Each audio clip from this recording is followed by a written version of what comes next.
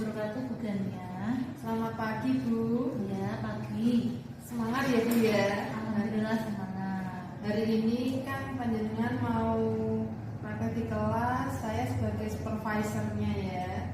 Kira-kira nih Bu Herlina, hari ini panjenengan mau menyampaikan materi mengenai apa? Ya, nanti materi yang akan saya sampaikan tentang stok bullying.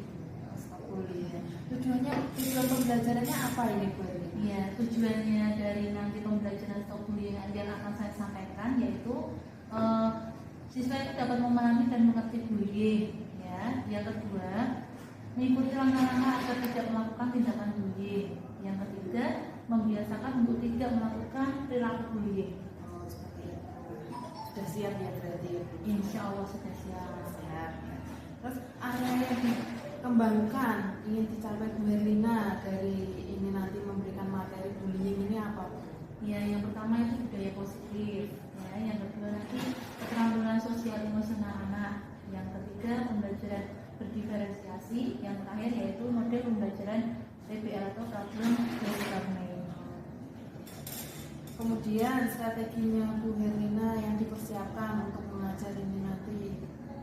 Ya, strateginya yaitu saya mengelompokkan siswa itu berdasarkan gaya belajar, yaitu visual, auditory, dan kinestetik. Yang kedua yaitu menyiapkan media pembelajaran sesuai dengan kebutuhan gaya belajar siswa tersebut. Baik, saya rasa ini sudah cukup, Bu. Selamat mengajarkan materi bullying kepada siswa. Semoga siswa memahami dan mengerti materi bullying ya. Siap, Bu Gania. Terima kasih Bu Herlina. Bisa dimulai? Bisa? Ya. Terima kasih Bu. Ya, sama-sama. Monggo, ayo.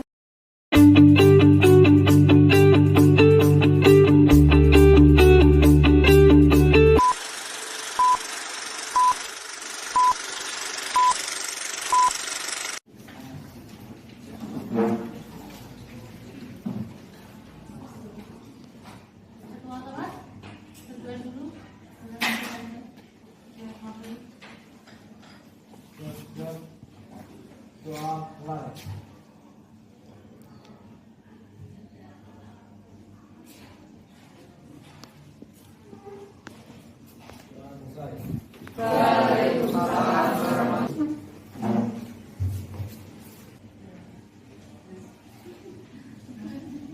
Sudah terasa ya di kelas ini ya? Sudah terasa ya? Iya. Ya, banyak ya.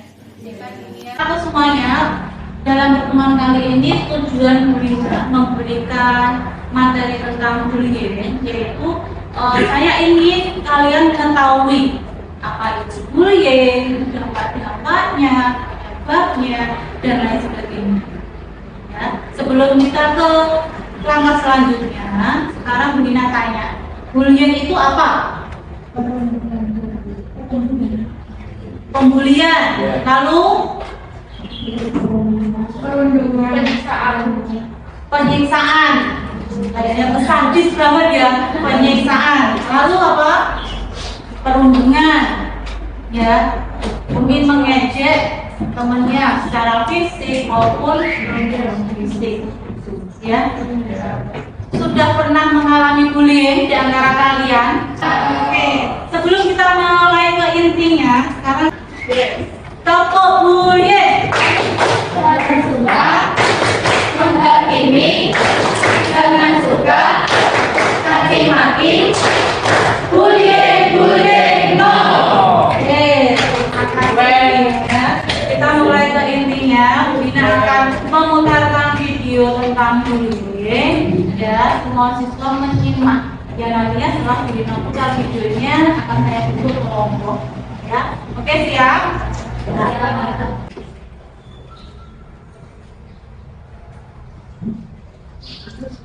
Kelihatan semuanya?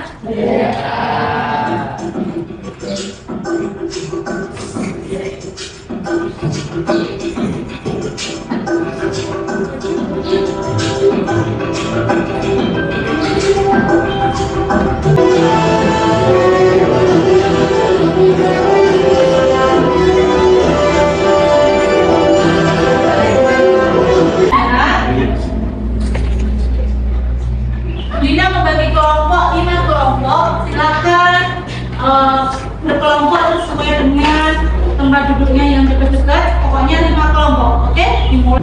Setiap kelompok akan membina KPD yang harus kalian kerjakan, ya. Berarti silakan berdiskusi, boleh browsing di HP-nya masing-masing. Mungkin ya.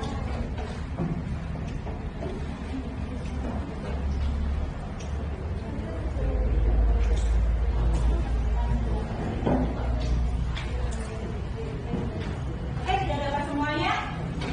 Silakan.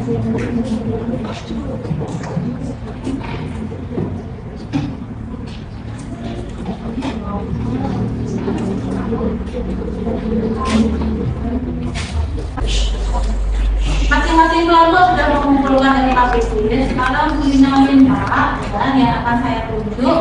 Kelompoknya silakan. Pagi semuanya. Saya perwakilan dari kelompok 2 akan membacakan KPD mengenai kegiatan yang telah kita lakukan. Baik, karena semuanya sudah jelas di sini presentasinya akan saya tutup. Terima kasih atas perhatiannya. Wassalamualaikum warahmatullahi wabarakatuh.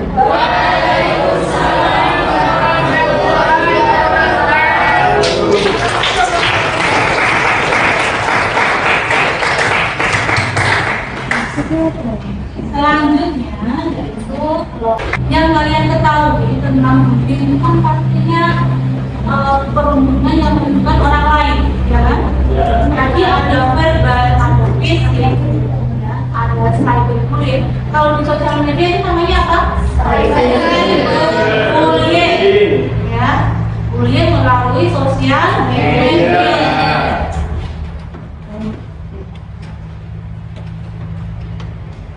Di sini ini ada PPT yang mungkin nanti saya akan jelaskan. Tadi saya sudah menjelaskan pengulangan. Jadi dia bullying itu bisa dikatakan bullying kalau dilakukan berulang kali. Kalau hanya 1 kali tidak bisa dikatakan bullying. Mungkin hanya mengejek saja, ya kan? Mengejek, bullying itu tingkatannya udah beda. Bullying dilakukan berulang kali, pengulangan.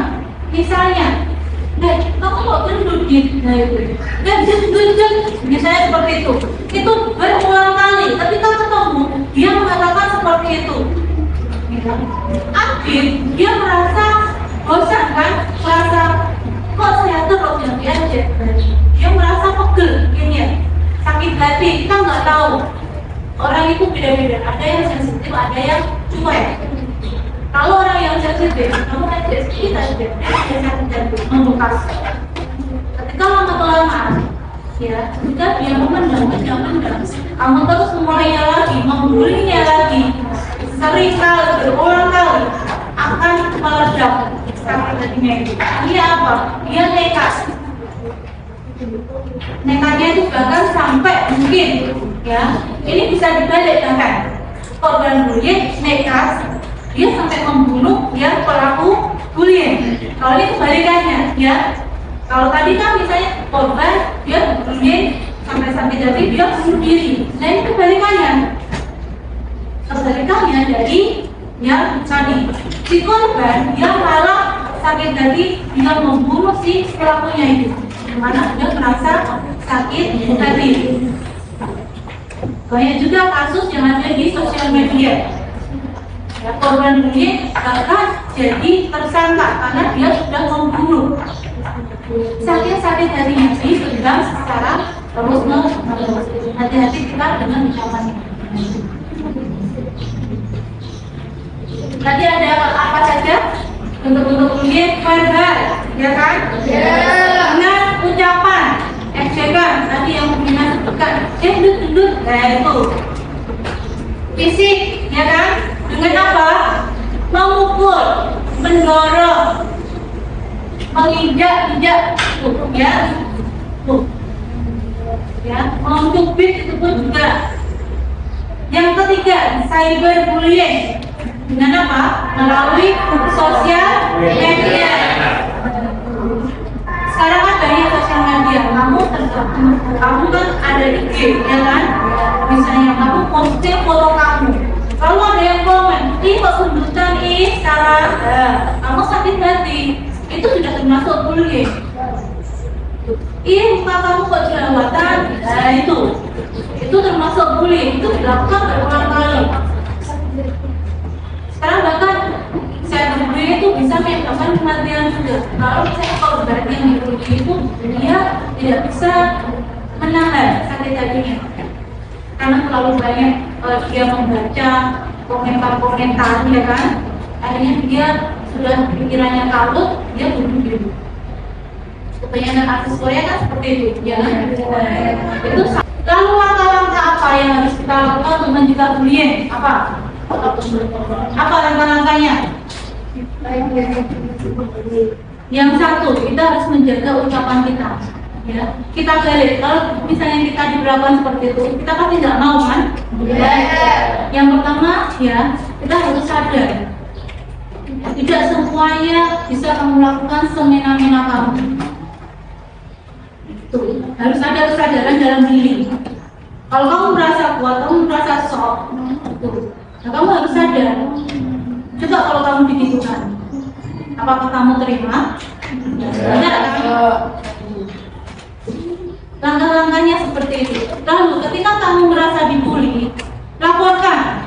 Kalau kalian di sekolah, ketika laporkan ke guru kalian. Kalau misalnya ada di luar sekolah, kamu merasa dibully di luar sekolah, laporkan ke orang tua kalian atau orang terdekat kalian. Misalnya kamu dikejar sama pembuli itu, silakan kamu teriak agar orang sekitar bisa tahu, oh kamu dalam bahaya. Ya. Lalu apa yang harus kita lakukan ketika kita sudah menjadi korban dan pelaku?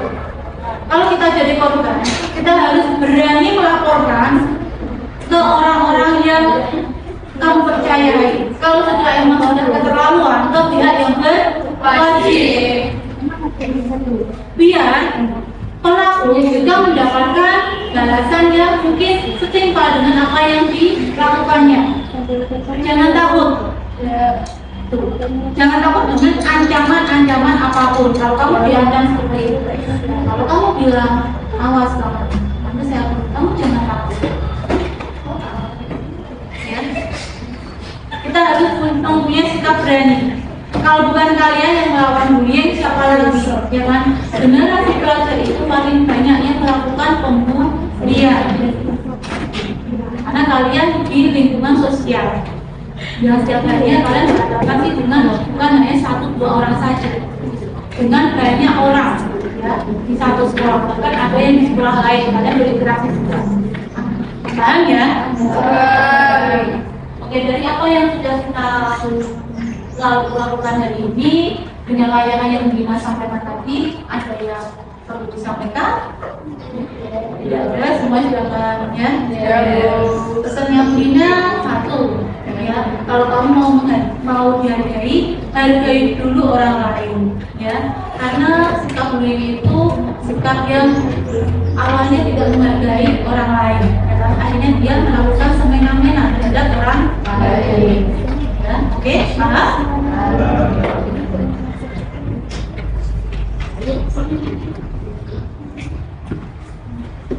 Untuk tugas berikutnya, ya, silakan membuat poster, ya, poster tentang bullying. Ini nanti setiap kelompok membuat poster tentang bullying. Silakan kamu desain poster itu semenarik mungkin, ya, yang berisi tentang stop bullying. Jadi kan kita harus melakukan stop bullying mulai dari sekarang, ya, agar generasi kita ini bebas dari kata bullying. Kita harus mempunyai sikap berani untuk bisa melawan bullying. Oke, mungkin itu yang bisa Bu Lina sampaikan dalam layanan kali ini, ya. Bu Lina harap dalam kesempatan ini kalian bisa memahami apa itu bullying, dari korban sampai pelaku, dari penyebab sampai dampaknya. Kalian sudah memahaminya? Sudah memahaminya? Bisa menerapkannya dalam kehidupan sehari-hari kalian? Iya. Kita lawan bullying ya? Iya. dalam layanan kali ini, alangkah baiknya kita berdoa dan dengan keyakinan masing-masing. Ketua kelas silakan memimpin doa. Doa mulai. Doa selesai. Oke, terima kasih atas kesempatannya. Mengakhiri, Assalamualaikum warahmatullahi wabarakatuh. Waalaikumsalam warahmatullahi wabarakatuh.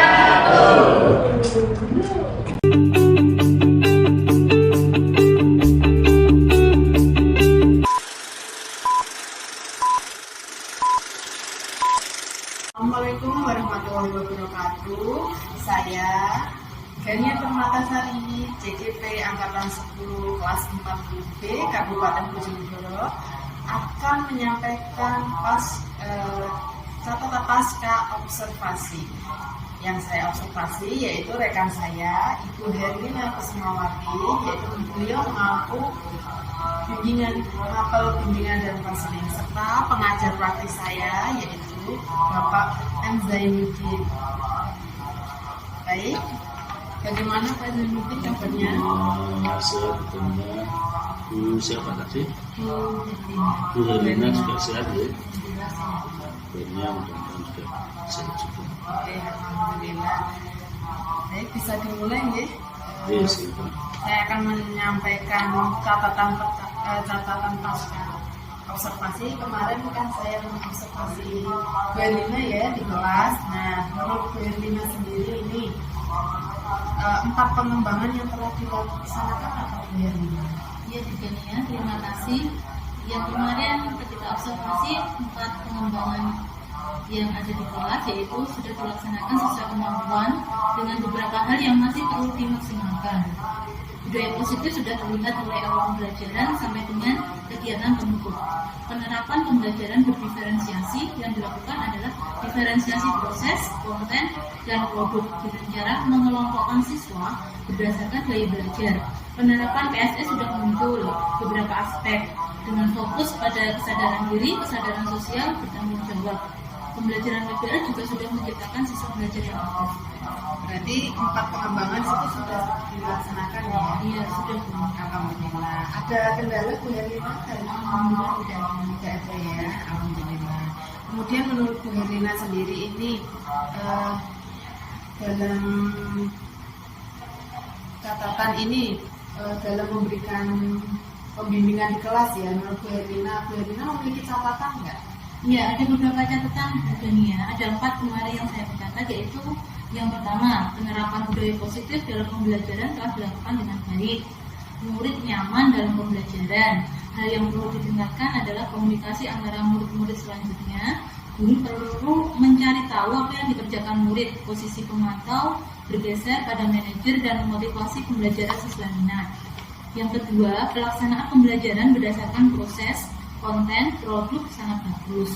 Hal yang sudah baik adalah menentukan pengelompokan murid dengan melakukan tes diagnostik awal dan kognitif.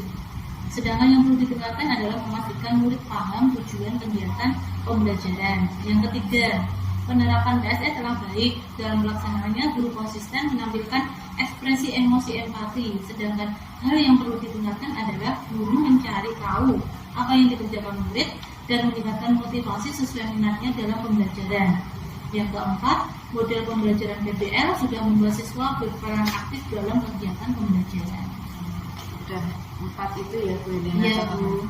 Berarti dalam berdiferensiasi ini diferensiasi semuanya sudah tercakup ya, termasuk alhamdulillah. Diferensiasi produk, konten, dan Iya. hasil sudah semuanya ya. Sudah, Bu. Dan ada catatan tadi mengenai model pembelajaran sudah ya. Ya, untuk pembelajaran PBL-nya sudah.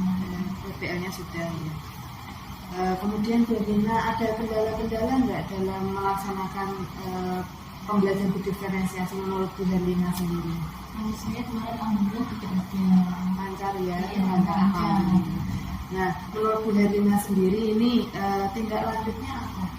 Ya, rencana tindak lanjut yang akan saya lakukan yaitu yang pertama, meningkatkan komunikasi antar murid, yaitu dengan menjadikan murid prioritas perbaikan pembelajaran. Yang kedua, pelaksanaan asesmen evaluasi harus dilakukan untuk memperbaiki pembelajaran menjadi maksimal. Betul. Iya. Yang pertama tadi mengenai Komunikasi. komunikasi. Nah, ini Iya. berarti komunikasinya ditingkatkan ya, Iya. biar lebih akrab dengan murid seperti itu. Kemudian pelaksanaan evaluasi.